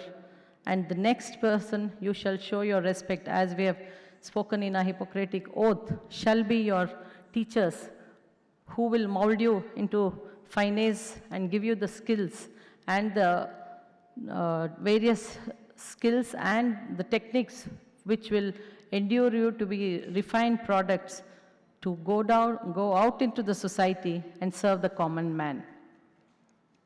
Last but not the least, you shall start remembering and praying and always be grateful to the patients from whom you learn. Textbooks are always there, but it is always from the patients you shall learn. So remember that these are the 4 people you shall never forget in life and shall remain grateful always to them. Secondly, as you would indulge into this area of medicine, where each one of you have taken an oath to really treat your patients well, go with the simple formula that you would want to treat others as you would treat thee. So if you remember that you do not want to be treated badly, you will consider that every patient who comes to you, you're going to treat with the love and respect that they deserve. Because disease does not have any pattern into showing favoritism to the rich or the poor. So remember, without any difference, as you have taken oath in your Hippocratic oath, remember to treat your patients as you yourself would like to be treated. If these are the simple things, if you follow, I'm sure you will go out and make a difference in the society. And you are in a college where you have umpteen opportunity, and there's a great amount of clinical knowledge here. So make every opportunity, because that's how we become better doctors. Every clinical person is a great opportunity for you to learn. And here with the amount of clinical knowledge you get here, whether your teachers teach you or guide you in the right way, you yourself shall become a great learner from your patients. So that would be one more thing you should learn, that do not give up on any opportunity. Take every opportunity to become the best. Next important thing is, I think you yourself or your parents would love to see your names in the books from which you read. So as you continue a journey as a student to learn new things, also remember that as you learn, So you can learn and do more if you can do research on the very topics that you want to become good at. So if you can develop the habit of doing research, you shall be able to become an author of many of the research articles, or you could write into the textbooks. I think guiding you will be the major force here. The spiritual Mahaswami is always with you, and your faculty is again so excellent that you all will not miss out on any opportunity to learn and go out and serve in the community. So I wish you all the best to go out and make a difference to the common man who comes to you. Wishing you good luck and taking the blessings of Swamiji. And I thank the entire organization for having given me this opportunity to be here with you on this beautiful day. Thank you. Thank you, one and all.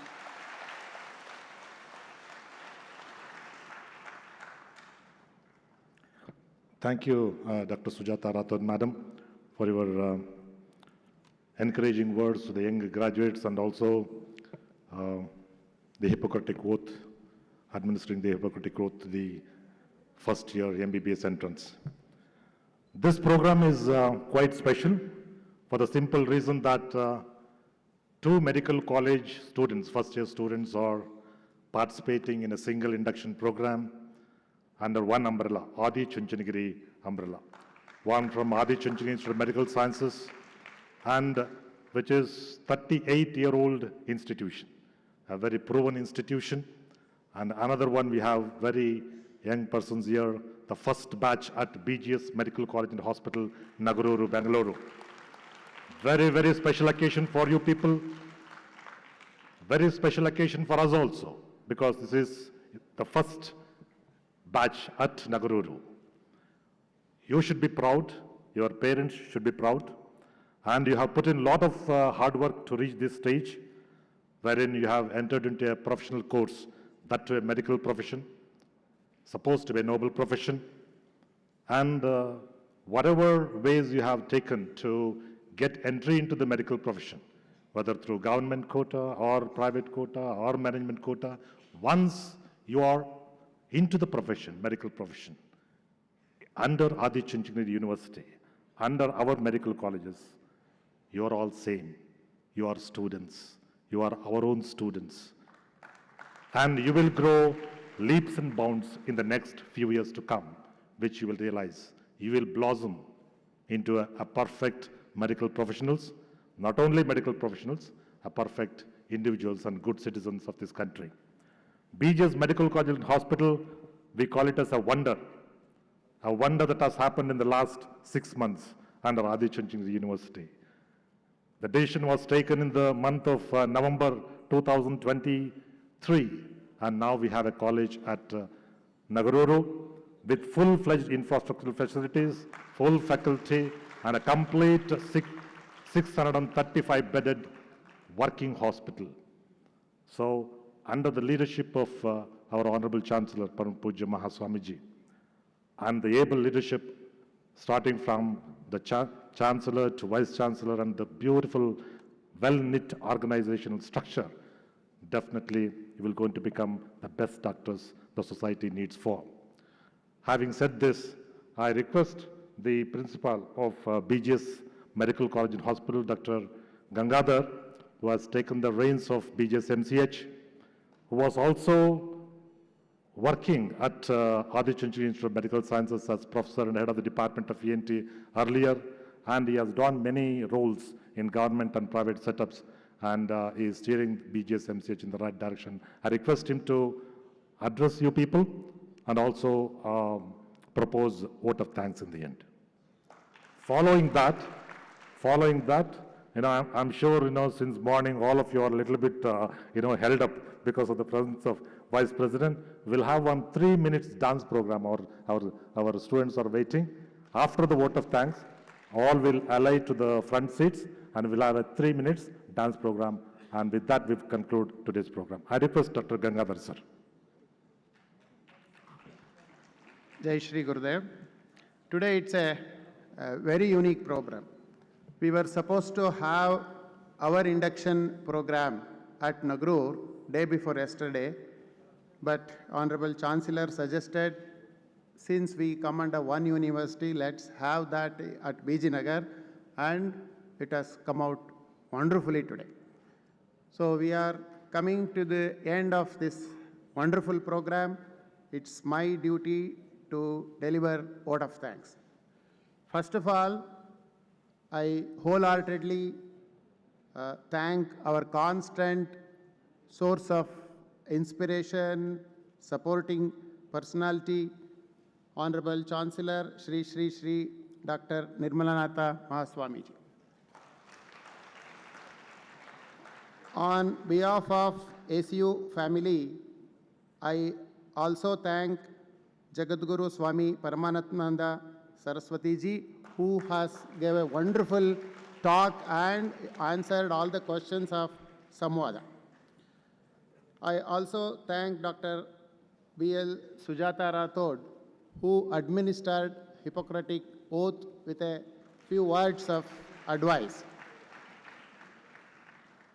And as Dr. M.G. Shivaram said, our Vice Chancellor was a constant supportive factor for establishing a new college at Nagarur. I thank you, sir. I thank all the dignitaries who are present here, guests, and of course, today we have administered oath to 400 students of 2 colleges who are going to be young, budding doctors. I thank you, and also your parents who have come here with lot of ambitions. I wish a great future for all of you. Thank you.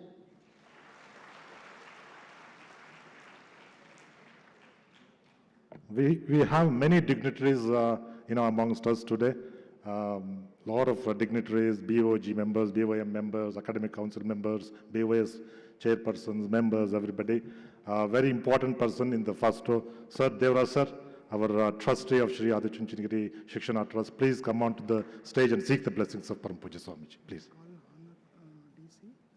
Yeah. Please, sir.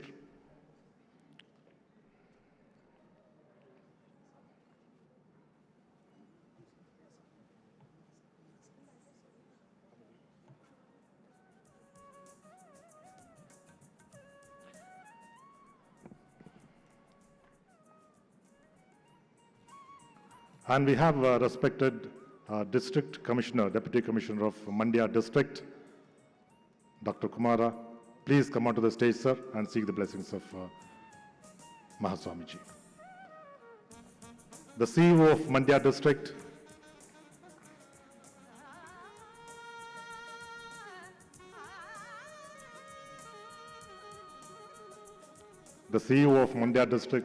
Mr. Sheikh Anila, please come onto the stage, sir. Seek the blessings of Mahaswamiji.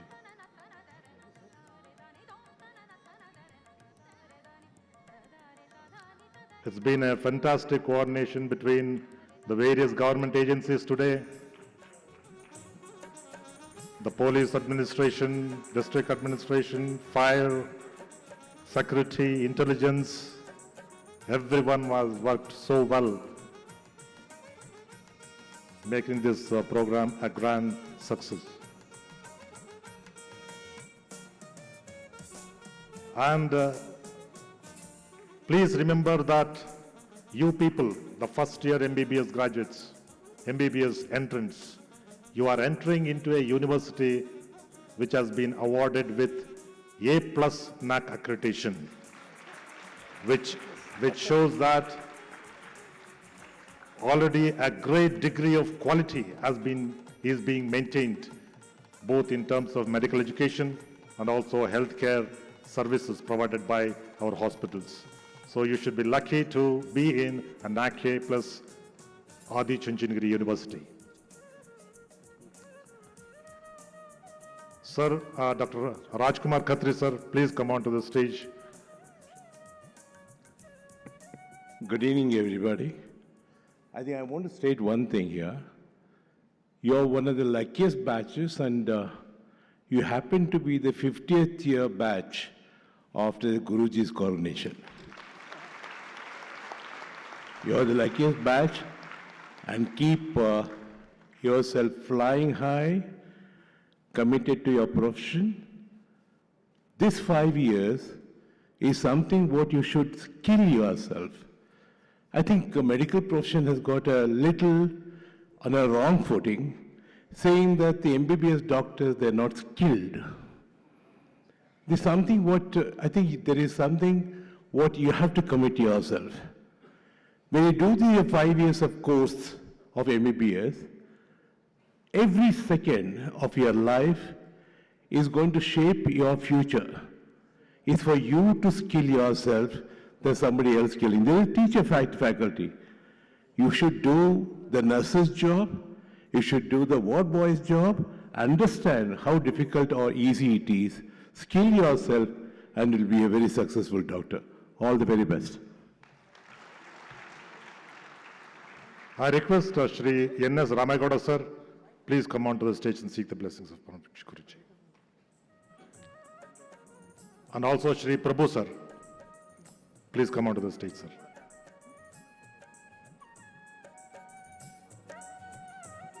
Shri Prabhudev.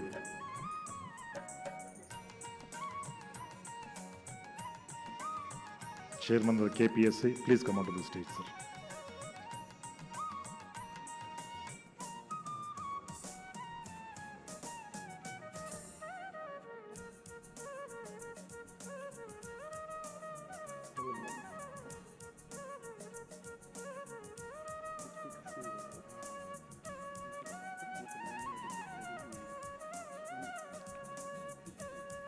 Shri H T ಕೃಷ್ಣೇಗೌಡರು, ಮಠದ ಭಕ್ತರು, ನಾಗಮಂಗಲ ಕಾಲೇಜಿನ member ಅವರು ದಯವಿಟ್ಟು ವೇದಿಕೆ ಮೇಲೆ ಬರಬೇಕು sir.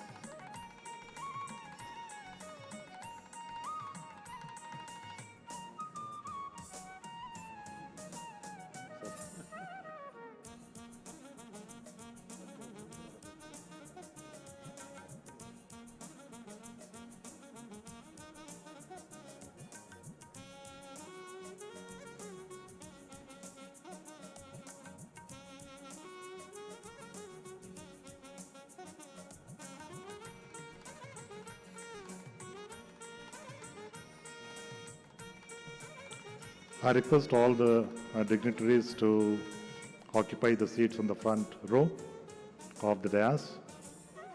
The last program of the day, we're going to have a very nice, short, 3 minutes dance program.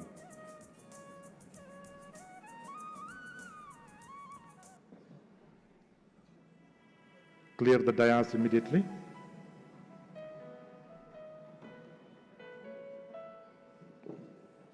All will go back with a very sweet memory of today. The first day of MBBS is always remembered for the rest of their lives.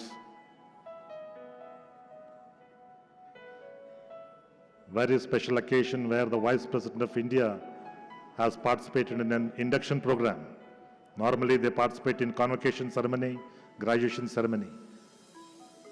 We are lucky that Vice President of India has come for the induction program. Please take your seats. Please sit down. Please sit down. After this dance program, the buses going to Nagarur, BGS MCH, will be near the front gate of hospital. So please wait there. One by one will take you. And tomorrow morning we have a program there as usual, as announced earlier.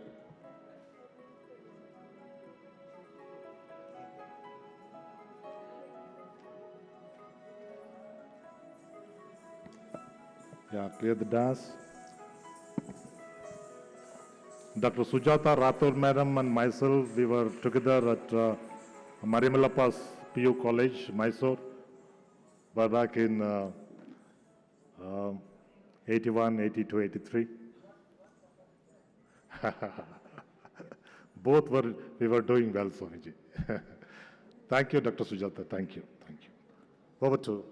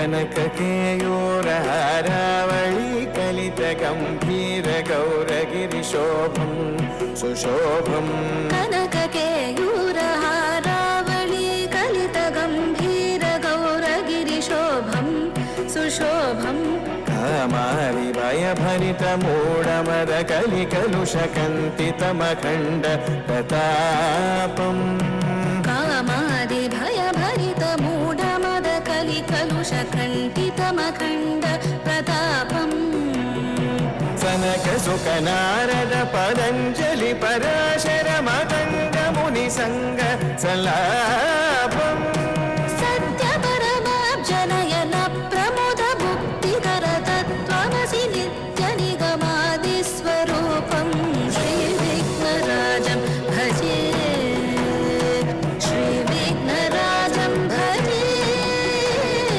श्रीविघ्नराजं भजे श्रीविघ्नराजं भजे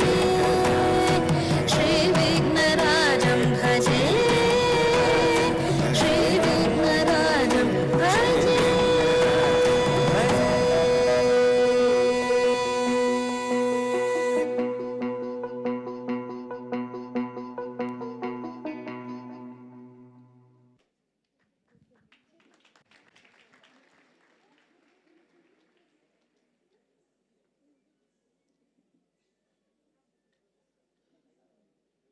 light open ಮಾಡಿ.